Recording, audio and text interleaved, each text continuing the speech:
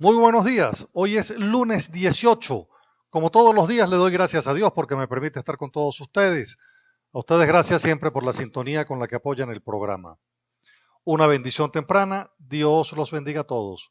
Absolutamente a todos. Hoy vamos a comenzar nuestro programa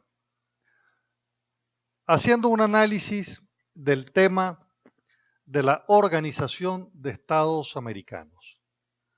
Toda vez que la Organización de Estados Americanos ha adelantado y está adelantando una valoración sobre la violación de los derechos humanos en Venezuela. Para ello ha reunido expertos, ha reunido fiscales independientes, pero ha venido recibiendo denuncias de las personas que han sido, que se han visto sometidas a tortura, los abogados, las ONG, y ha recibido gente del chavismo. Gente que estuvo en el gobierno de Chávez, que han sido ministros, militares, y han corroborado informaciones que son delicadas para el país y para el mundo. Como decir, por ejemplo, que el SEBIN le responde a Diosdado Cabello y a Cilia Flores y no a los tribunales, por ejemplo. O decir que hay otro brazo que le responde a Tarek El Aissami. Y la gran pregunta, ¿y quién le responde a Nicolás Maduro? Bueno, pero ha admitido eh, este mayor general líneas de mando en paralelo. Este general ha admitido sesgo en la formación de la política por parte del gobierno.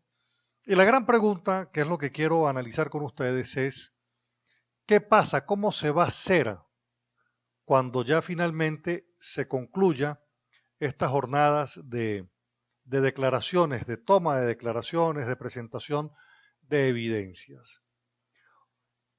Bueno, el próximo mes, un panel de juristas independientes va a determinar si hay base para que algún Estado miembro de la OEA denuncie a Nicolás Maduro y a otras autoridades de Venezuela en la Corte Penal Internacional. La Organización de Estados Americanos no puede enviar un caso al Tribunal de la Haya como institución, pero sí cualquiera de los 28 Estados miembros del organismo, que son parte del Estatuto de Roma, tratado fundamental de esa Corte, quisiera llevar como Estado la denuncia, lo puede perfectamente hacer. En 15 años de la Corte Penal Internacional, ningún Estado del mundo ha denunciado a otro, por lo que este hecho que se está haciendo en Venezuela sería histórico que alguno de los países americanos lo hiciera en contra de Venezuela. Sería histórico. Sería la primera vez en la historia que la Corte Penal Internacional, un Estado solicita y refiere de otro Estado en la Corte Penal un juicio en contra de sus autoridades fundamentales por violación abierta de derechos humanos. Ahora bien, hay que esperar el dictamen de los expertos y la recomendación de los expertos. Es ahí entonces cuando cualquier estado o varios estados pueden decir, mire, aquí con el panel de juristas, con los fiscales que han atendido eh, el procedimiento de la formulación, de la recaudación, de la acumulación de evidencias, de declaraciones, de testimonios, de pruebas. Cuando concluya y ese panel de juristas diga que se puede demandar, que hay causas para demandar penalmente en la Corte, entonces cualquier Estado puede agarrar el informe y hacerlo propio en la Corte Penal Internacional. Ese informe que se va a elaborar a instancias de la iniciativa del secretario general de la OEA, Luis Almagro. Ese informe se termina de valorar en 4 sesiones y el material es enviado a 50 organizaciones. Sobre la base de ese documento, el panel de expertos determina si hay o no fundamento para llevar el caso a la Corte Penal Internacional. Si este proceso que se abre en la OEA sirve para hacer incidencia en algún país o países para que denuncien a Venezuela, ese sería el gran éxito, por supuesto, de estos foros. Vale decir, si efectivamente el organismo en la comunidad internacional y los expertos en criminalística, los expertos en materia de derecho, determinan que sí existe la valoración para hacerlo, pues lo ideal es que algún Estado lo asuma. Y de cara a lo que debe ser el compromiso de adecuar la estructura de la comunidad internacional, la OEA en el futuro tendrá que atribuirse a sí misma también esa competencia con un procedimiento igual a este, pero que sea el organismo el que se encargue de llevar también a la Corte Penal Internacional estos casos. Y debe ser así porque los organismos internacionales no son exactamente un club de presidentes o de gobiernos, no. Esas instituciones, esos organismos se constituyen en base a la defensa de principios y de sistemas, fundamentalmente el principio de los derechos humanos, los valores que alimentan la libertad y la democracia como valores fundamentales del republicanismo en el mundo. Entonces, si alguien aprovecha y acaba el republicanismo, la democracia y se convierte en un violador de los derechos humanos, pues un paso de avance en la estructura, competencia y funciones de la Organización de Estados Americanos es que esto que un Estado miembro puede hacer de llevar a otro a la Corte Penal Internacional, lo puede hacer también la Organización de Estados Americanos como una expresión que suma a todos los países integrantes de esa comunidad. Debo dejar a salvo que el gobierno de Venezuela ha sido invitado a esas sesiones para que aproveche de dar también sus descargos. Entonces, ya sabe usted que eso va a tener un final apropiado, vale decir, al final la Corte Penal, al final el panel de juristas va a evaluar todas las evidencias, todas las pruebas, todos los alegatos. Ese informe se envía a 50 organismos y finalmente entonces también dicen si hay mérito con ese informe cualquier Estado, antes de esperar la respuesta de los 50 organismos, puede agarrar y decir si hay mérito y un Estado se querella contra otro Estado, como es el caso de cualquier país contra Nicolás Maduro, estimo contra los jefes militares también. Hoy, por cierto, se va a reunir el presidente Donald Trump con 5 presidentes de Latinoamérica, entre los que se encuentra el de Colombia, el de Brasil, el de Perú, Argentina. Van a conversar 5 presidentes el caso de Venezuela en una cena y quiero significar lo siguiente. La Organización de Estados Americanos, el gobierno que preside el presidente Donald Trump, tienen una agenda distinta a la agenda que se maneja en torno al diálogo. Y quiero decir que, y he sido claro, y ustedes me han escuchado el tema sobre el diálogo, me han escuchado hablar de que no es posible que se empiece un diálogo en el 2017 como si nunca se hubiese producido el del 2016. Y que no es posible que empiece un diálogo en el 2017 sin que los compromisos asumidos en el 2016 se hayan verificado, en este caso por parte del gobierno. He dicho que no es posible un diálogo con los mismos interlocutores. tienen que, los mismos interlocutores de la oposición o de una parte de la oposición y los interlocutores del gobierno. El viernes decía que no era posible que en esa comisión estuviese Delcy Rodríguez, en esa comisión de diálogo, y que estuviese también la oposición en un tácito reconocimiento. Bueno, hoy yo espero que esos factores de la mesa de la unidad hagan un formal retiro de esas conversaciones, de esos diálogos, de esas preconversaciones o prediálogos, como lo quieran llamar. Y espero un formal retiro por una elemental razón. Maduro ha solicitado que en el diálogo se debe reconocer la constituyente. Así lo ha dicho.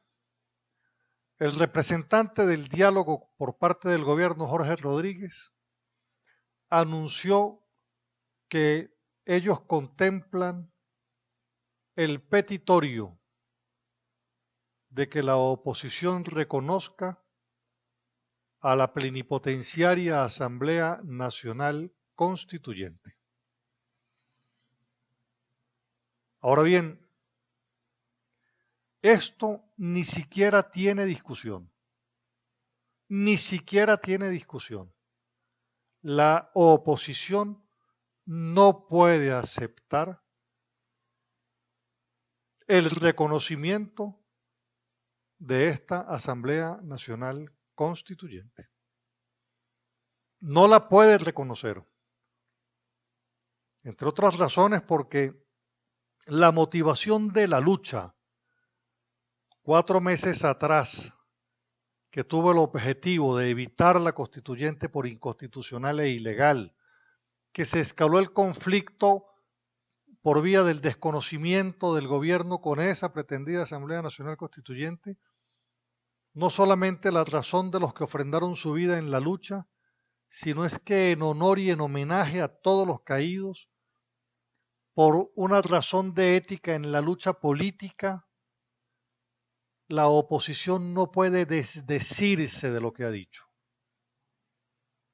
No puede. En otras oportunidades y para otras cosas lo ha hecho, pero en esta de la Asamblea Nacional Constituyente no puede la oposición reconocerla. Entre otras cosas, por lo ilegal e inconstitucional, porque no cumplió los procesos establecidos en la Constitución, porque es un pleno del chavismo, esa elección que por demás inconstitucional e ilegal incorporó una votación de segundo grado,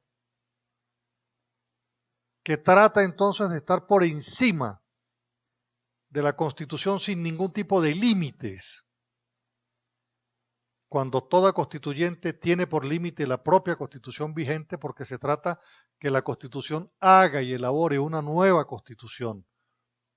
Estos convirtieron la constituyente en el gobierno de facto.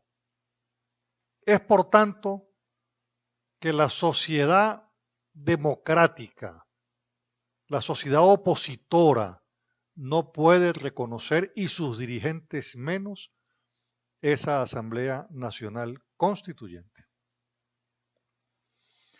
El camino es empedrado, y he dicho, y lo escribí en el artículo del sábado pasado, próximo pasado, que la propuesta para salir de la crisis es una convocatoria a una Asamblea Nacional Constituyente con un nuevo CNE, con elección manual, utilizando las circunscripciones electorales de la elección de diputados del 2015, a donde un voto, una representación. Vale decir, en la elección universal, directa y secreta que está establecida en la Constitución. Que esa nueva Asamblea Constituyente tenga entonces el poder, uno, llover sobre mojado, declarar la Constitución bolivariana como vigente y dejar cesante todas las leyes que tienen por cognomento el socialismo, incluyendo el Plan de la Patria, que esa nueva Asamblea Nacional Constituyente designe una junta de gobierno de transición de un año, declare la transitoriedad de todos los poderes públicos y que se convoque una elección de todas las instancias que deriven de ese nuevo mapa institucional que haga esa constituyente al año de presentada, vale decir, cuando presente la constitución, se apruebe esa constitución, se proceda a la elección de todas esas autoridades. Esa es la manera de que entonces una Asamblea Nacional Constituyente con legitimidad y legalidad pueda entonces desarmar el tinglado del socialismo de más de 18 años y podamos entonces reflotar al país desde el punto de vista económico, social, político e institucional. He dicho que este tránsito por donde andamos es muy peligroso, muy peligroso.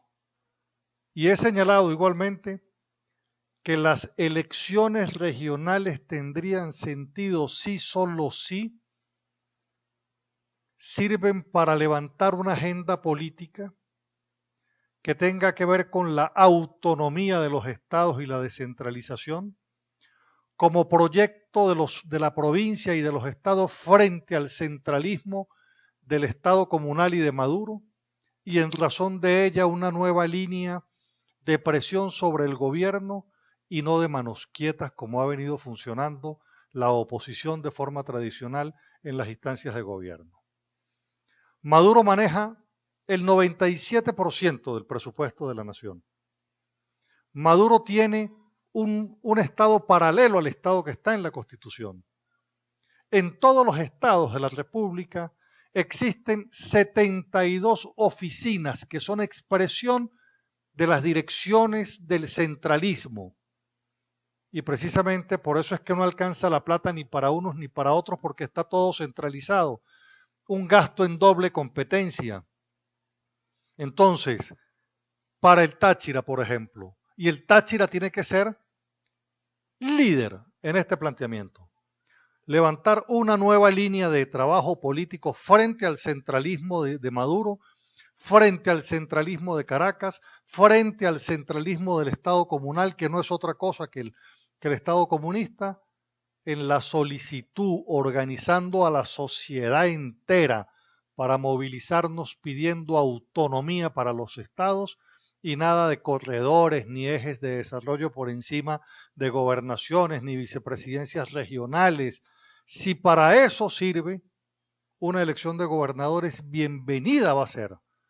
Hay que levantar una plataforma política que se contraponga al Estado que nos están imponiendo de centralismo y frente a ello la movilidad de la sociedad.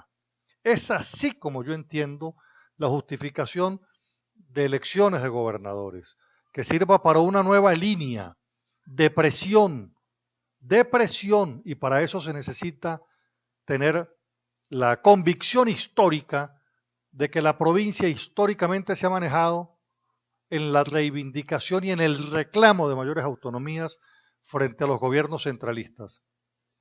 Y en función de ello, la organización en la convicción también, por supuesto, de que es en ese esquema horizontal de autonomías en los estados que con cualquier constitución nosotros podremos enfrentar la tragedia griega que vivimos de la crisis económica, entendiendo, por supuesto, que la primera crisis que hay que resolver es la crisis económica para que el venezolano pueda volver a reflotar de esa crisis con salario, con trabajo, con políticas antiinflacionarias, con una moneda que tiene que revalorizarse y de esa manera con mayor producción llenar anaqueles, etcétera, etcétera, etcétera. Entonces, da por concluido el diálogo, el prediálogo, la preconversación, si la condición del diálogo es el reconocimiento de la constituyente, la sociedad opositora tiene que exigir el retiro inmediato de todos esos voceros que a nombre de la sociedad y sin que nadie los haya electo, se han presentado en República Dominicana para hablar en nombre de los venezolanos. Siempre se habla de que Rusia va a salir en defensa, en una defensa económica de Venezuela. Toda vez que Maduro quiere repetir la historia de Fidel Castro con Cuba, que entonces, proclamando el antiimperialismo de Cuba, logró Fidel Castro hacer de Cuba un dispositivo político y militar de Rusia, de la Unión Soviética en aquel tiempo. Entonces, la Unión Soviética hizo de Cuba su dispositivo estratégico y militar en las narices de Estados Unidos. El tiempo cambió. Creo que Maduro no se ha percatado de ello y trata de reeditar entonces a Fidel Castro en el año 61, declarando el antiimperialismo en Venezuela y pretendiendo entonces que sea la Unión Soviética, que ya no existe, sino Rusia, la que venga en auxilio económico de Venezuela. Ahora bien, el comunismo se vino a pique en el mundo en 1989. El muro de Berlín en 1991 se desplomó junto con la Unión de Repúblicas Socialistas Soviéticas, que se desintegró en 15 naciones distintas. Hoy, Rusia, quien también es un país petrolero y tiene también reservas importantes de gas, atraviesa por las mismas condiciones de todos los países petroleros, una sobreoferta en el mercado que ya no la controla la OPEP, porque hay más países fuera de la OPEP que son petroleros que los que quedan adentro de la OPEP. Rusia viene de atravesar por una crisis desde el 2009 que se repitió en el 2015 y en el 2016. Las economías tienen que fundamentarse en la producción y generación de riqueza y Rusia sigue un poco con el sueño del comunismo viejo, olvidándose que las economías para producir se necesita entonces el libre comercio, libre mercado, libertad económica, que es aquel concepto que siempre repito, que las personas pueden dedicarse con libertad a la actividad económica de su preferencia, generando por parte del Estado la obligación de promover la actividad privada. Ahora bien, eso no es exactamente lo que pasa en Rusia tampoco. En Rusia no existe todavía el desarrollo que puede existir, por ejemplo, en Estados Unidos. Entonces mal puede Rusia asumir la carga de Venezuela, que no es Cuba, porque este es un país de 30 millones de consumidores. No puede asumir Rusia la carga de Venezuela, porque eso sería como ponerse un costal de papas no, un costal de piedras, ¿verdad? Que le hace peso muerto a una economía que, como la de Rusia, tampoco es que está totalmente holgada. No puede Rusia cargar con Venezuela toda vez que Venezuela le debe dinero a Rusia. Venezuela tiene deuda vencida con Rusia que alcanza los 2.840 millones de dólares. No podrán pretender entonces que Rusia cargue con Venezuela, cargue con la deuda, porque Rusia está en su propia crisis. Rusia incluso tuvo que recortar su propio presupuesto de este año 2017. De tal manera entonces que la situación por la que atraviesa Venezuela y su aliado político, que es Rusia, no está en condiciones de repetir la hazaña que hizo la Unión de Repúblicas Socialistas Soviéticas con Cuba cuando Fidel proclamó el antiimperialismo. Vale decir, hoy son menos los países que no son capitalistas, menos son, ni China. China avanzó al capitalismo más salvaje que el americano y está de segundo en la economía del mundo. China lo que pasa es que mantiene el control político como en el viejo comunismo de dictadura, pero su economía es una economía que ha impactado al mundo porque se incorporó al capitalismo, cosa que no ha hecho Rusia. Por eso es que la economía de Rusia viene muy, pero muy por debajo de otras economías del mundo. Revisando cuadros, revisando estadísticas, la economía de Rusia en el mundo para algunas cosas está de 14, de 18, vale decir, ya no es el imperio que en un tiempo fue. Esa es la gran verdad.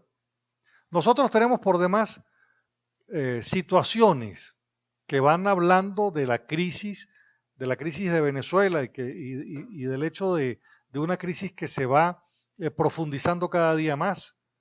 Ya, por ejemplo, hay islas del Caribe que están rompiendo con los acuerdos de Petrocaribe porque no pueden.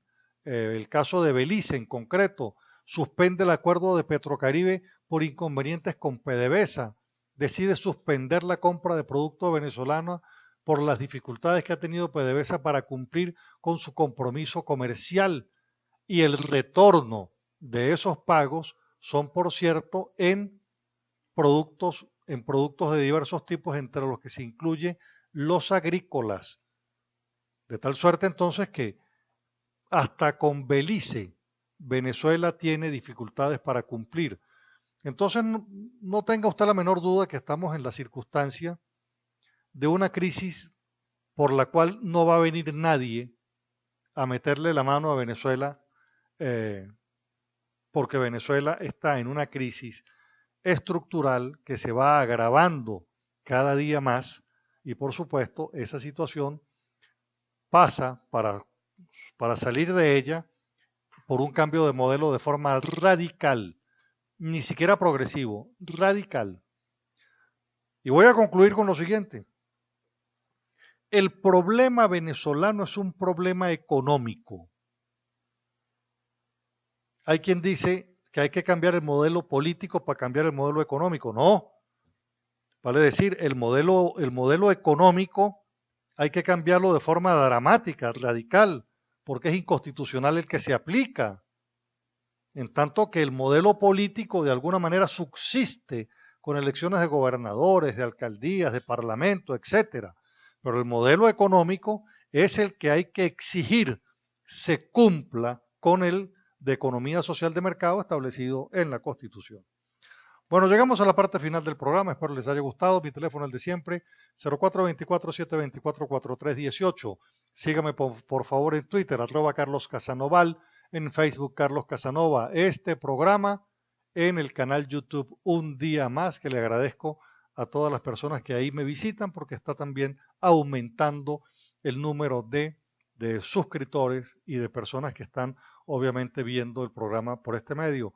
A las 11:30 en Radio Noticias 1060, por supuesto lo consigue en Facebook y en Twitter. Nos despedimos con este pensamiento de Abraham Lincoln.